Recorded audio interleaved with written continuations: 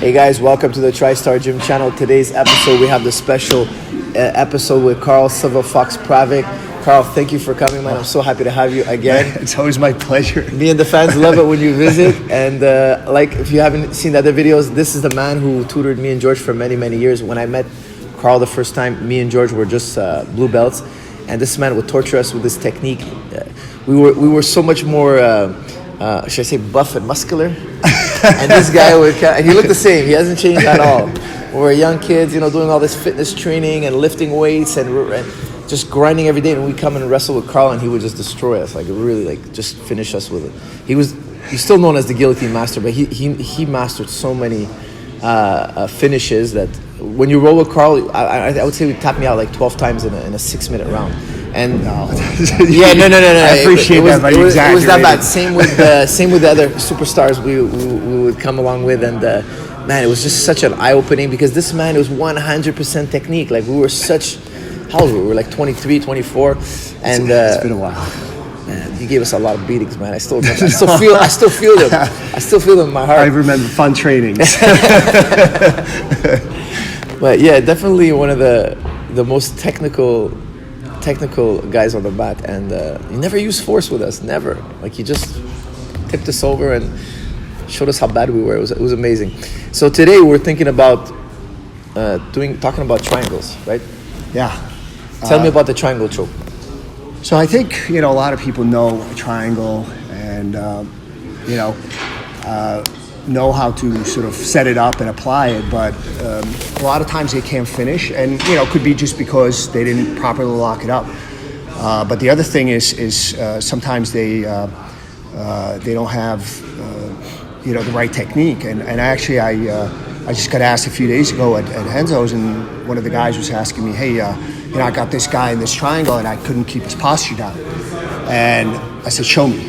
So I knew what he was doing wrong. I think a lot of people, when they attack the triangle, they make a mistake of almost pushing the guy away rather than bringing him in.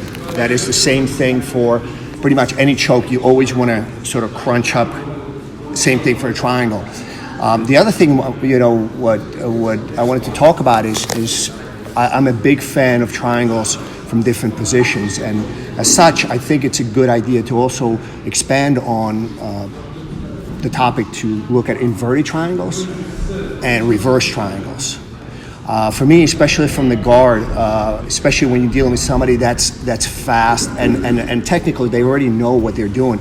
It's not that easy to set up, catch them in a nice clean triangle and put them away, but it's a lot easier to catch people in a reverse triangle, which is not quite as strong as far as a finishing tool as far as a choke as a straight triangle, but it's very difficult to escape. I consider the reverse triangle from the guard harder to escape than a straight triangle. And you have always, don't forget, anytime you catch somebody in a triangle, particularly a reverse triangle, there's a particularly brutal finish with a key lock, where you can finish the guy with a key lock, Americana, whatever you want to call it, where a guy, if you catch it from top across side, he's going to kind of twist with the pain. Because you have him in a reverse triangle, it's very difficult to escape. It's difficult to move his body to escape the pain. So that's one of my favorite finishes from the guard as well. Yeah, I like what you said about the posture, because when somebody's trying to smash past me, I throw up a triangle right away because I know they have to posture to escape the triangle. So that way it kind of throws a wrench in the smash passing game that people try to apply. A lot, especially guys with a really good base, and we have Ethan Krelliston. He's one of the top triangle guys today. And you try to smash past him, and that triangle is coming up, and you just gotta back off. And he reminds me a lot of your style. He's tall, he's lanky, but even shorter guys, they can apply the triangle. I find that if you know what you're doing with the triangle, you don't have to have very long legs. Yeah, it helps to have long legs, but the triangle is, I think, for everybody. You got to change the angle or make sure your angle is just right to be able to apply it if you have shorter legs. Maybe we start with the first standard triangle, and then we'll move to more complicated inverted and reverse triangles, and maybe after that see some triangles from the back. That's becoming so popular nowadays. so popular, the triangles from the back, putting it around the neck, finishing with the arm, and you see that a lot these days, and it's one of my favorite finishes. So let's see some basic triangle from the guard. So I think one of the so when we hit a triangle, I don't necessarily care about about having this arm over. For me, if I catch the guy where he buries his arm, I'm okay with this, and the reason for that is my biggest concern is to keep his posture down, okay? If I try to bring his arm across, what winds up happening is I'm giving a guy posture. This is the moment where the strongest, yes. That's why a lot of people I'll switch to an arm lock. But a lot of people ask me, why did Tony Ferguson keep Kevin Lee's arm here on this side? I was like, yeah, because this side is the guy can escape. You can go for the finish. You may finish the guy, but if the guy's sweaty and it's late in the fight, then I'm going to hold you here forever. If your arm is here on this side, I'll hold you here forever. Control. Here is the kill, but also the guy might. Yeah, that's the split second where he's out. All sorts of craziness can happen when you drift the arm from here to there. It's just so important. A little bit of a posture. I'm giving you posture right now. Yeah, exactly. For that split second, I'm going from here to this. That posture is enough for a high-level guy or explosive guy. Boom, he's gone. And MMA, guys shirtless, believe it or not, guys pop out of that. Especially if there's blood. You ever see guys they're bleeding and then they get blocked in a full triangle and they just literally walk backwards and slip out. I mean, this you're not slipping out. This is really difficult. So I actually don't mind if the guy buries the arm. I will. Basically, what I'm going to do is my biggest concern is keep his posture down. What you want to do is control his head. People start to drive his head deeper into the triangle. What I'm more concerned is keeping his posture down. I want to have my forearm, and what I want to do is basically almost like bring my thighs together. Yeah, that's a quick. I don't need the second arm. If you really got somebody that's got a good, so if you're here, you can always reinforce it by bringing. So you're going to finish here? Yeah, absolutely. I never finish here, really. I'll show you that now. Yeah, I feel it. Absolutely. How are you blocking this artery? I don't need to. Really? I have a personal story that I can tell you guys. How do I know you can cut off one carotid? But this is by basically bringing your thighs together and keep crunched up. Don't push the guy away. Oh, I see. Bring him to you, reinforce. If you do need to cut off the second carotid, feel free. You could always put your fist, especially with MMA where you have a nice smooth glove, and then just basically, ideally, I'd like to be more in this angle, and this is a finish. I really don't care. I've done that. Let me try that. That's a good one. You know what? So the guy buries, any time the guy buries. He buries the arm. Yeah. So now, as long as you keep me crunched. I got to crunch in, and I'm just choking one carotid. Yeah. Wow. And I know like 50 counters to the arm, but I never did this. Wow. So I like this. I like the fist in the neck. I really like. If you guys will do this, it's a great one. But it's the crunch. And are you grabbing both knees, or? I try to connect like this grip over both knees. S grip. Yeah. Oh. Yeah. And then this one, I felt it was even tighter. Yeah. You're going in the leg here. Are you doing the same thing? You don't need to. The angle is just so right. Show me that one again. It's the angling, but on a high-level guy, sometimes it's very difficult to get just the right angle. If I'm here, this is a finish. What I want to do is you want to flex this foot to bring the other leg in, and this one down. But this one, I don't care where his arm is.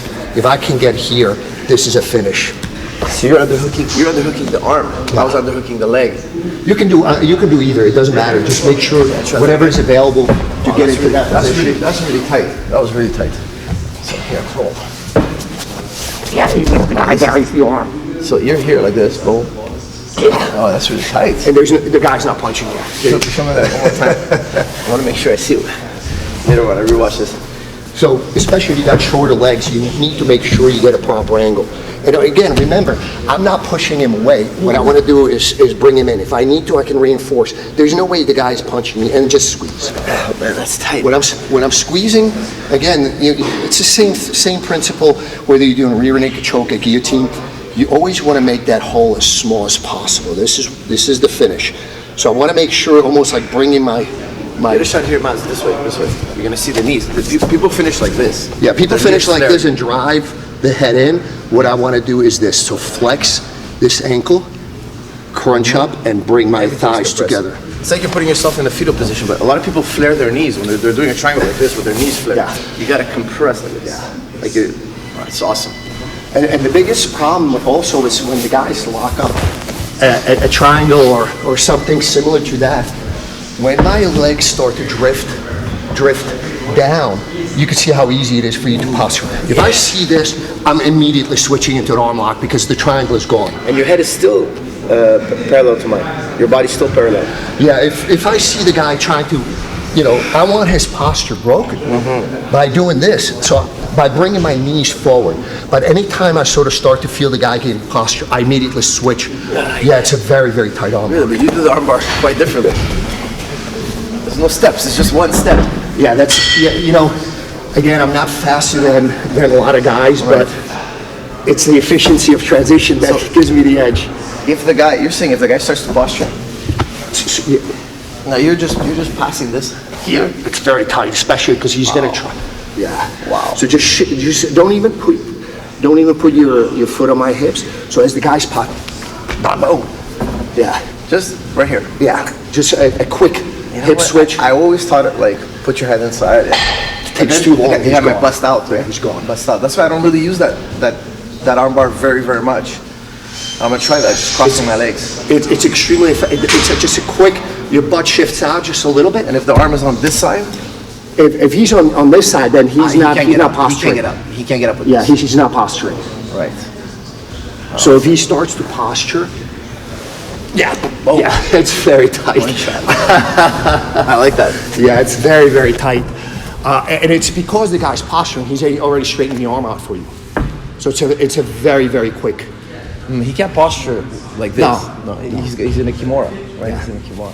That's awesome stuff. Awesome. Some nice details on the finishes. What else should we know? I mean, there's just so much to the triangle. Yeah, there is, again, guys, the key, and this goes for any choke, is, when I guillotine somebody, I like the no arm in. What I'm looking to do is so I wrap the guy's head, bring my elbow in, and this is where the guy's neck is in. It's the same principle in the triangle. Is, again, when I lock it up, what I want to do is make sure that I get a good angle, tighten everything down, and bring everything together. Now, one of the hardest thing is when I have a very aggressive guard. I want to attack, I want to break. You need generally two things to attack from the guard. I need sort of broken posture and misalignment. So most of my work from the guard is to break the guy's posture and misalign him. The problem is that if you're dealing with a high-level savvy guy, it's hard to just sort of slap on a triangle because you're putting yourself at risk. So immediately when one of the guys feels that a little bit of a danger from your guard that you're about to get the legs over him, he's gonna basically start to turn the corner because he's already getting ready to bust out of the triangle past your guard. And he takes away the triangle that you were originally intending, which is a straight triangle we've been working on right now. So one of the best things for me is to switch into a reverse triangle. All I do is reverse the legs because the guy is giving me the angle for a reverse triangle. And the reverse triangle is not as strong of a choke as a straight triangle, but it's also much harder to escape.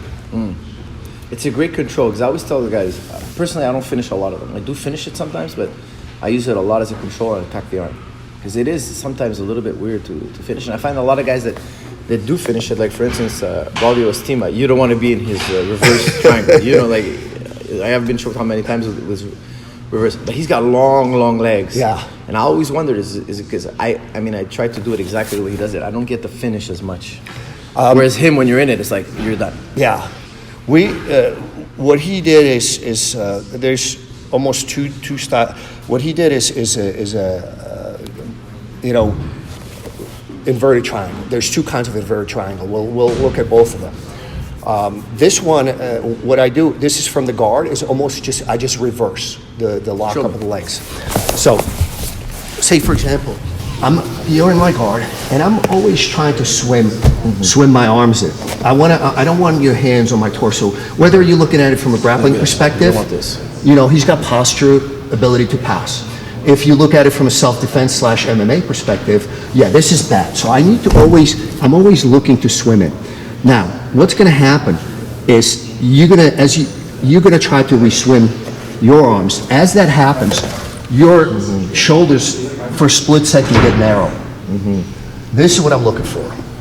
So, a high-level guy now knows that his arm is in danger.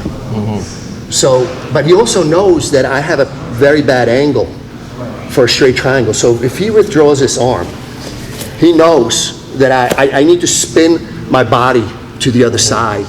And if you're dealing with a high-level savvy guy, he's gone. Yeah. So that's why I basically will not take that risk. What I'll do is just lock up a reverse triangle. So you can feel like you don't feel the threat of the choke is not. The choke is not there. So what I'm going to do is I'm going to choke, okay? But more importantly, I attack this arm. As the guy starts to bend his arm to escape the Udigatami, there's only one way. Yes. This is an extremely, extremely turbocharged key lock. Even if you got somebody really flexible, there is no place to go. I can't move. There's no give. So notice that I'm really not making any major movements. If I'm going with a high-level guy, if I attempt to switch my body the other way, You're giving him two windows to escape. yeah, he's gone. Let me see that again. So let's start. So again, I want to swing here. Now I'm caught here. yeah. So I'm going to attack. He's going to withdraw the arm because he thinks he's going to escape. So in that process, I control your posture, lock it up. Now a lot of people when they get caught in it, they sort of briefly get baffled. Notice how I'm bracing my knee so he doesn't collapse me or twist out of it. So it's hard to escape. They tend to deal with it as if it was a straight triangle. So I do have a finish here, but it's not quite as strong. So while I'm trying to choke him, I'm going to attack the arm, giving him the only possible escape. And my hands are already waiting. And this is, I don't care how flexible you are, I'm going to be bringing your, yeah. That's tight. That's a tight sump. Yeah, it's very, very bad. I'm swimming in, you're swimming in. As I'm swimming in, this briefly, my shoulder gets narrow briefly. So I know that most guys know they feel comfortable to escape because, You don't want this. This will be too far. I'm going too far. Yeah, We got to close it right away. yeah, exactly. Now, one thing that people should really pay attention to, triangle is not just a submission move, but it's also a control technique. So right now, if I'm caught in here, and if I'm dealing with it as a traditional triangle, it's not going to help me. So right now, you could finish me if you want. If I curl my knees in, like you were saying, I start compressing forward. I can also do that S grip you're talking about, right? I feel like it's there. Yeah, but it's not quite as strong. So I attack the Udigatami, which is weak. So I let the guy slip. Yeah, and your hands are, it's tight. It's Because I have such control over you. Yeah. You're finished. Yeah. You're finished. And the hands are right there in place. So you basically, when I attack the Udigatami, the upside down arm lock, I'm just start to slip my head out so he feels like he's going to do this, but my hands are already waiting, and it's on. It's immediate. Once you're in the Americana, it's over. It's immediate. And don't forget, even again with the reverse triangle, you always have the option of if you don't feel like you're cutting off the carotid enough, that the fist in the neck. We showed that earlier. I mean, I use that quite a bit. Yeah. But do you trust that move in a higher level competition? I've never seen it in like international competition. I see it in the gym. I use it in the gym quite a bit. But it's one of those techniques that I wonder if it'll work in a big match with a lot of stress, where the guy's ready to die at a win, kind of thing. Yeah, again, you gotta see if you have the correct angle, and that's generally speaking. When I attack with a backup plan in mind. So if I'm forced to go into a reverse triangle position because I go for either arm lock and the guy slips it out because he feels like it's gonna. I just want to lock him up right now. It will take me, with a high level guy, it will take me some time because again, it's not quite as choking. What they'll try to do is they try to cut the corner to see if they can escape. They're going to try to posture out, and you just have to sort of make sure you control them. And then as they realize they're having a hard time getting in, this is where you start to either put your hand on the throat and then bring them in, or attack the arm. The uritami.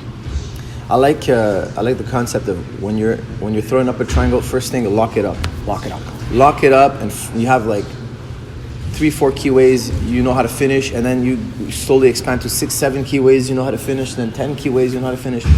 But priority one is lock it up, because once you lock it up, it's also a control. It's not just a sub. It's a great way to hold again. So yeah, those are some nice combinations off your back. Where else do you like to put the triangle on? I'm a big fan of now we're talking about inverted triangles. So I've actually had this happen to me with a very high level guy, and the guy was way, hasn't been training as long as I have, but he's way way younger and way bigger and way stronger, and he just passing left right. Eventually I get tired of chasing him. So what I'll do is pick a strategic point when I feel that he's leaving something out there, like it gives me an opening. So as he's passing my guard, what I'll do is I'll look for an inverted triangle. So as he's doing this, especially if the guys go one under, one over. So as he's going through, what I'm going to do is, as he's coming in, change my hip positioning and lock up an inverted triangle. The other one, which is Braulio does, is my body's facing straight to the ceiling. This one I would choose only if the guy passes my guard and turns my hips away from him. My personal preference is as he's passing my guard, I'll lock it up. The other place that I tend to do this is, say I take a far side arm lock, but I leave my leg behind. So I know as the guy's spinning out, the Hitch-Hiker Escape, what I'll do is I'll bring him in and lock it up. So even though he appropriately reacted to the arm lock, I leave my foot under his armpit, knowing that the guy's going to spin, and I put him into an inverted triangle off there. Yeah, side control triangles I think are so good. I think they're so good. Let's because it happens a lot in the scramble. It's kind of hard to drill, but it happens a lot in a scramble. As the guy's trying to pass, you're trying to regard. All of a sudden, that triangle staring you. He makes a mistake as he's passing. As you're pummeling together, and maybe we go over the few details on that and some key finishes once we lock it up. So I'll put you, if you can go on the bottom here. Yep. And I'm side control. I'm passing. We're pummeling. So what I'm going to do, I'm looking for is to get leave your arm between my legs. So this is good, especially if the guy's passing over and under. Yes. So as he's passing, what I'm going to do is I pivot off his body, and I'm looking to, again, break your posture down. So as I change the angle, I'm basically not just putting myself in a position to submit you, but also to make sure that you lose, because you're basically holding down my body. So as my body positioning changes off the pass, you briefly lose your balance. You sometimes shoot this arm inside his guard. Yeah. That happens quite a bit. They're holding onto your knees. They're getting it. Yeah, exactly. Now, just that hip. The key, that slipping, escaping the hip sometimes draws them in. Yes. I sometimes on the bottom. When they put they hook my leg. I just push their head inside. I mean, if they hook my leg, I'm going right away. Yes. I find that's such a common mistake. Even very experienced black belts who they try to hook your legs. They don't want you regarding. Boom! It's a quick shot. Yeah. Or sometimes they don't grab the kimura. They grab the wrist.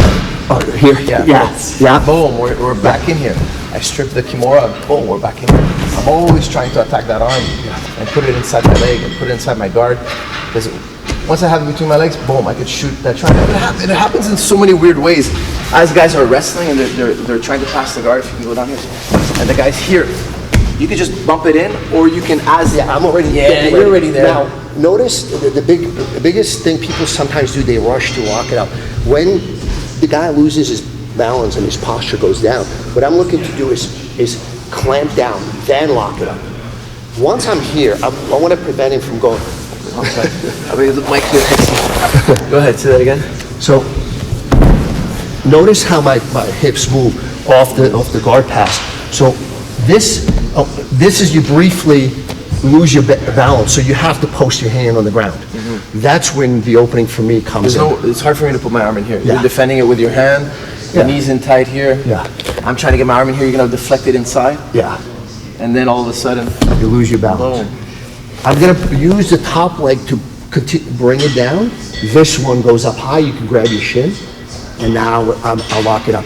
Now my attention goes, I can finish here, I know I have it well. But if I lock you up, I'm immediately blocking you from going north-south, and I'm also thinking follow-ups. So if your squeeze is really, can I try that? Yeah, for sure. You gotta take squeeze. So I'm here.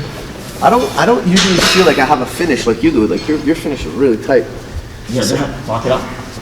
Can you tell me what's wrong? Why is my finish not as Stay on your side, still on my side? Yeah. and thighs together. What's that? Thighs together? Yeah. So what you're doing? I was squeezing down here. I think you're squeezing like. But there's two different ways to lock up. And it's important for people to understand that. If my hips are facing you, so if I'm gonna stay with the same side so everybody can follow. So if I'm facing you, I'm gonna lock up my right ankle under my left knee, okay? And I wanna stay on my side and just squeeze. The other way is if you pass my guard and you turn my hips. What I'm gonna do now is just lock up the other way. So now my left ankle is gonna be under my right knee and squeeze. This time I wanna stay square up to the ceiling. So if I'm locking up like this, I wanna be facing your hips. If I'm locking up like this, I wanna be You're looking doing at the the Braulio ceiling. version. Yeah. He grabs the foot sometimes. Yeah. He'll go grab the foot and pull into it. Yeah, he's really, you know, I think 2009 he submitted like that. Yeah. Very impressive. And you've been in his inverted triangle, right? Yes, It's tight as like I've never felt a triangle like this. It's quite special. Yeah, and I appreciate his game because it is a very aggressive game. You know, very submission-driven game. Yeah. Well, that's great, and I see it's the same kind of squeezing mechanics. Yeah, like I've been doing absolutely. kind of like the standard squeeze, but you're turning your knees in, you're sharpening, you're bringing everything into a little tight ball. Yeah, exactly. Compresses. It doesn't matter what choke we're doing, whether you're on somebody's back and you reverse rear naked choke, you're not trying to rip the guy's head off. What you're trying to do is cause constriction. Guillotine, same thing. Shoulders, whole upper torso, you know. Everything towards the center. Yeah. Everything towards the center. Yeah. Yeah, same thing with the inverted triangle. So I'll lock it up. I'll lock it up like this. Now I'm going to squeeze. Should that fail, I'm already thinking, 'cause usually the arm is right there, and you also got the guy's feet. So there's other things you can attack. Toe holds. What and this is, if you have shorter legs, what people need to think about is not just a submission, but also what's the backup plan? What's the backup plan? So if I lock up the guy in an inverted triangle, and for whatever reason, I didn't quite lock it up properly, what I'll do is I'll wait for him, because his way out is north-south. So I know that's his way out. Unless you completely messed it up from the very beginning, right, when he just pops out. But if you did a reasonably good job, you lock him up, his way is to basically go north-south. So I know that's the way he's going to be going. So if I feel like my legs are starting to burn out, so I didn't block it up properly, he's going north-south. I'm going to use that as a... Show me that again. So again, when I lock up an inverted triangle and it's not quite locked up properly, my legs are burning out, the guy's real strong, I know his way out is north-south. So as he's going north-south, this is the moment when I'm going to switch into a sweep. Okay, I'm gonna try that one, but I got a really badly busted rib. Really badly, so I gotta be very careful. So, okay, so I'm here. You locked it up not quite well. So as I'm going north-south, You're underhooking, stretching. yeah, and help steer me with your legs. What's that? That's it. That's it. I said help steer me with your legs. That's it. It's so you just basically kinda stretch your legs out. Stretch your, because so what you're going to do is as he's coming around, you wait, you sort of timing him when his legs are going to be close together, and he's north-south. When he's north-south, you bring... like a log. You're rolling over like a log. Yeah. And you bring his center of gravity from up here a little bit closer to your legs. That's why we, when we lock it up, we start to do this. You drift him forward. Drift him forward. Can I try it one more time? Absolutely. I didn't get the drift. That's super, super important. So I'm here. So you lock me up, and it's not quite working. Even if I put my arm here. Drifting that way. Yeah. I could stretch you with a triangle or with a scissor, but I got to drift you towards my legs. That makes a lot of sense because you're going to be a lot lighter. If I stretch you this way, you'll be a lot lighter. Yeah, his center of gravity goes towards your legs, so his hips become very light. It's easy for you to just kind of turn him over, and now you have a failed triangle. Failed triangle turns into a nice sweep, and now you're on top, and you can figure out what you're going to do with that now. Fantastic, guys. That's over 30 minutes of triangle talk. I think you guys picked up a few great gems. Karl, you made recently a video on water training, and that's one of Karl's secrets to how long he's been in this game. This man trains 6 to 7 days a week, believe me. Every day I would go to New York to train, this man would be on the mat. It didn't matter what day it was. I never saw a guy train so much and stay so healthy. It's amazing. And one of the things you credited to is the water training. Yeah, absolutely. I started water training when I was still, before even jiu-jitsu, when I was still focused on stand-up. And back then it was because I didn't have training partners. I didn't have, I used to commute into the city very early before, they started the morning classes at Renzo's with John and Sean Williams. But, so I did it I saw a Sabaki challenge. Some of you may know what it is, some of you don't. It's sort of a very hardcore karate competition. And one time the guy that won it was basically training on his own, not in the water, but primarily drilling on his own. I said, man, maybe there's something to it. And over time, as now I have training partners. Pretty much, I can train pretty much any time I want to. But if you train heavy duty, your body just gets banged up. So I've had a bad back since I was a kid, and doctor told me, he's like, listen, don't just make this water training part of your when you're traveling or if you don't have anybody to train with, make it part of your weekly routine for recovery. So it enables me to sort of train, whether I'm traveling. Almost every hotel has a pool, you can find one, or if I'm banged up, generally speaking, 2-3 times a week I will go train in the pool. The water gives you resistance, so improves your speed and efficiency of transition. The buoyancy lightens the load on if you have knee problems, lower back problems. It's fun. Like once you kind of get used to it, it's fun. Like you can actually just relax. And if you're drilling like a flying triangle, if you do it with somebody, chances are, if you do that for 20 minutes with somebody, chances are you can practice it in the pool 1,000 times and not on the mat 1,000 times. On the mat you can do 10 times and then you're done. You just can't slap your body. Somebody's going to get hurt. Yeah. And the single biggest thing is the breathing. When you do have to engage gravity to some extent, so you don't want to just take a deep breath in and you're gonna float on the surface of the water. You want to breathe out and continue to breathe out, and you can do very simple things. Just drill a knee cut, a guard pass to an arm lock, or you can drill some very complicated, sequences to make sure they're smooth. Luckily for us, Karl gave us permission to air one of his videos right after this episode. You guys are gonna see Karl's water training. He's gonna show you in detail how to do water training. I like to do the water training as well.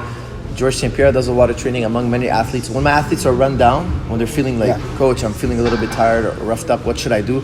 I tell them, go to the pool.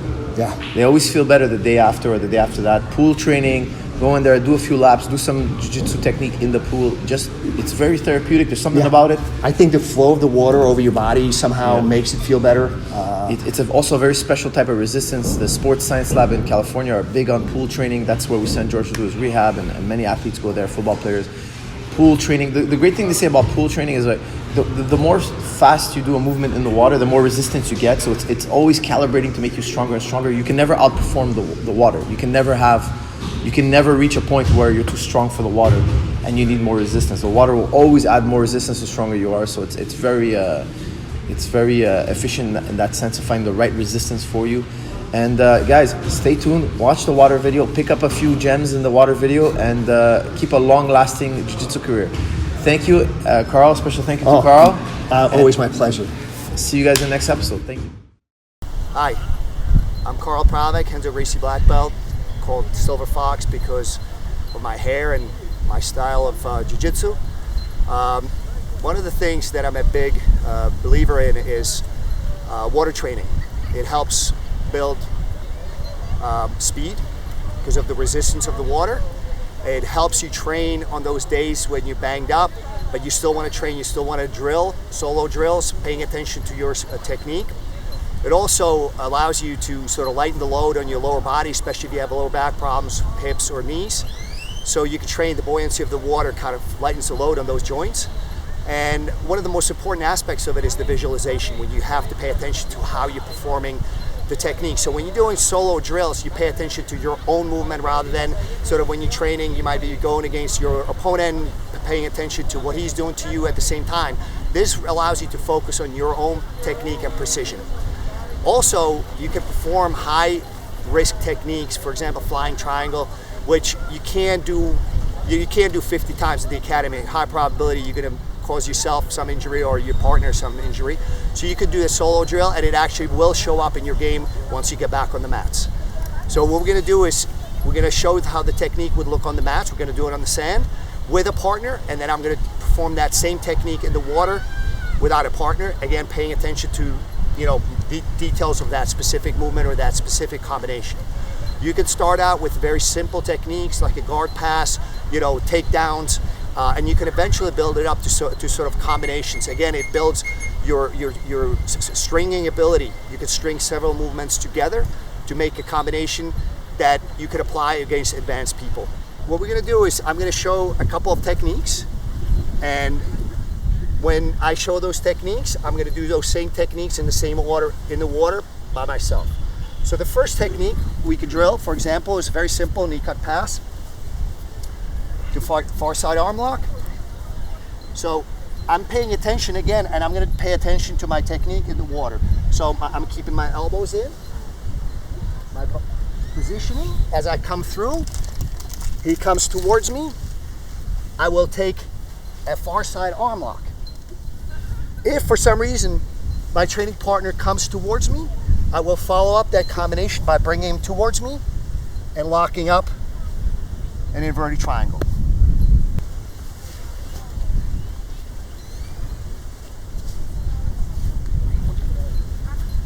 Pull, slide in, and lock up.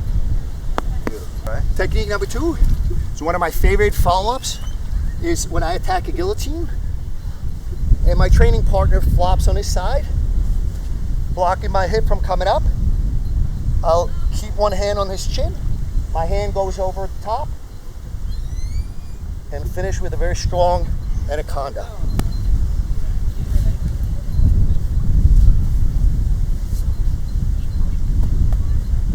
Third technique, what we're going to do is flying triangle. So a lot of people, when they play open guard, they're sitting up. So I'm going to pull up on the elbow and perform a flying triangle. Again, so he sits up, pull on the elbow. So we're going to perform the same techniques in the same order. I'm going to do solo water drills of what you just saw on the beach. Knee cut pass to far side arm lock to an inverted triangle.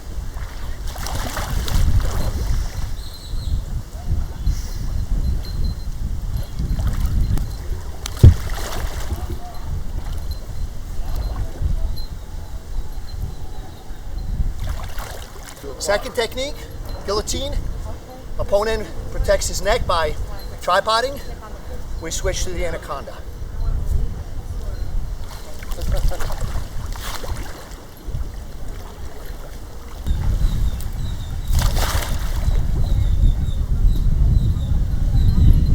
Third technique is flying triangle, when your training partner or opponent sits up and tries to bring the leg forward for a sweep.